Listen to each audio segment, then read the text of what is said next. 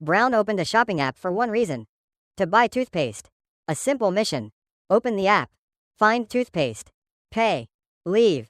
But before Brown could type a single letter, a giant red banner attacked the screen. 70% off. Today only. Sale ends in 9 minutes. 9 minutes? Brown did not know what was on sale. Brown did not know whether he needed it. But apparently, he had 9 minutes to save his family. So Brown started scrolling.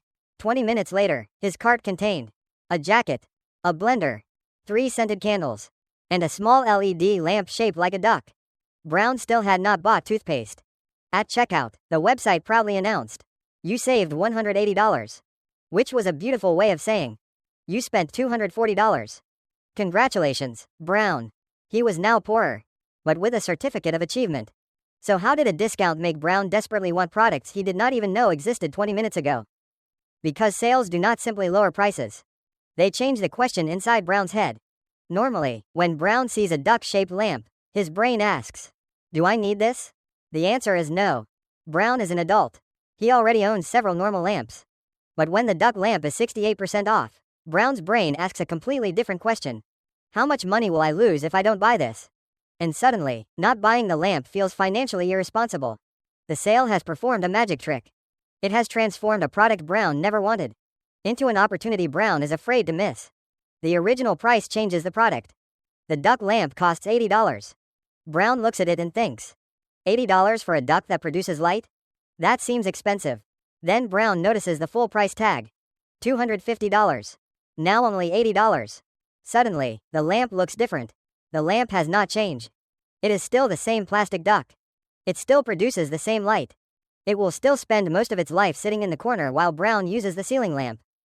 But Brown is no longer comparing the lamp with other things he could buy for $80. He is comparing $80 with $250. And compared with $250, $80 looks tiny. The original price becomes an anchor. Once Brown sees the larger number, every smaller number feels like a bargain. Even if Brown never planned to spend any money at all. The crossed out price is basically a before and after photo. For numbers, $100, $89. That feels like a small discount.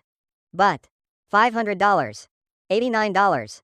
Now the product looks like it survived a financial explosion. Brown no longer feels like he is buying an $89 product. He feels like he is rescuing a $500 product for only $89. At least, that is the story Brown tells himself. The same thing happens with percentages. 10% off feels polite. 30% off feels interesting. 70% off feels like the company has made a serious accounting mistake. And Brown must exploit it before someone gets fired. But the percentage is not the number leaving Brown's bank account. The final price is.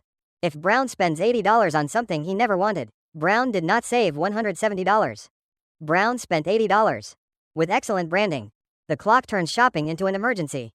Brown is still thinking about the duck lamp. Then the timer moves. Sale ends in 7:59.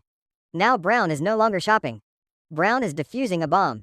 There is no time to compare prices. No time to read reviews. No time to ask why a lamp shaped like a duck needs 3 lighting modes and Bluetooth. Brown must decide now. Urgency pushes Brown away from analysis and toward action. The timer is not measuring the value of the product. It is measuring how long Brown has left before panic takes control. Then the website adds, "Only 2 left. And 24 people are viewing this item." 10 minutes ago, Brown did not know the lamp existed. Now 24 strangers are trying to steal it from him. Brown has never met these people. Brown knows nothing about them. But they are now his enemies. One of them may buy the final duck lamp. Brown already owns enough lamps. But that is irrelevant. This is no longer about lighting. This is about winning. Before Brown saw the sale, he had nothing to lose. He did not own the lamp. He did not want the lamp. The lamp was living peacefully in a warehouse, completely absent from Brown's emotional life. Then Brown saw $250, $80, today only. Now walking away feels like losing $170. But Brown is not losing $170. Nobody is removing $170 from his bank account. Brown is simply choosing not to spend $80. Still, the discount feels like something Brown already owns. And letting it disappear feels painful. Brown is not afraid of losing the lamp.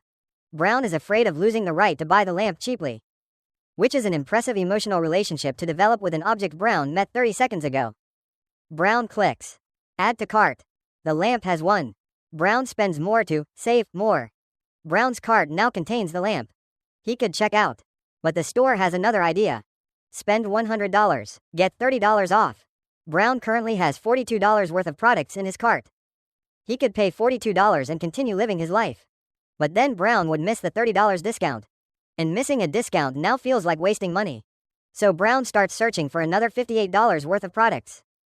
He adds socks, a water bottle, a phone stand, and a scented candle called Midnight Productivity. Brown has no idea what productivity smells like.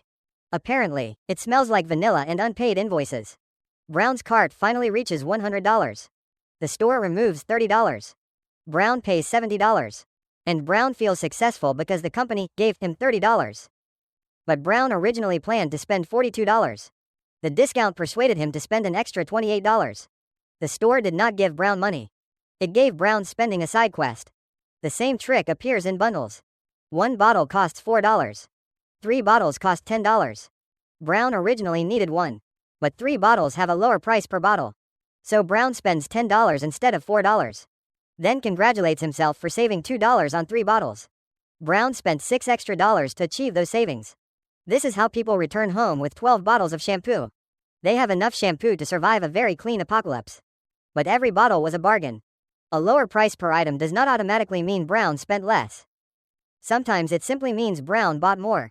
Free shipping uses the same logic. Brown may spend $15 on an extra product to avoid a $6 delivery fee. Mathematically, this is strange. Emotionally, it feels perfect. Because paying for a product feels acceptable. Paying for shipping feels like throwing money into the ocean.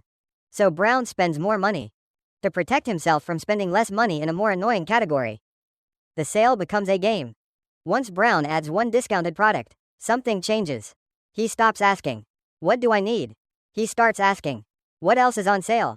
Now Brown is exploring. Every discount feels like hidden treasure.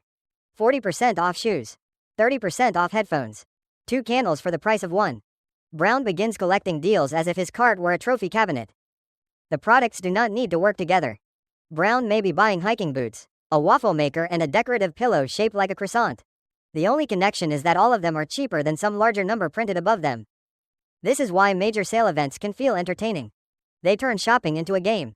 There are rewards, deadlines, progress bars, limited items, secret coupon codes, and a final boss called checkout.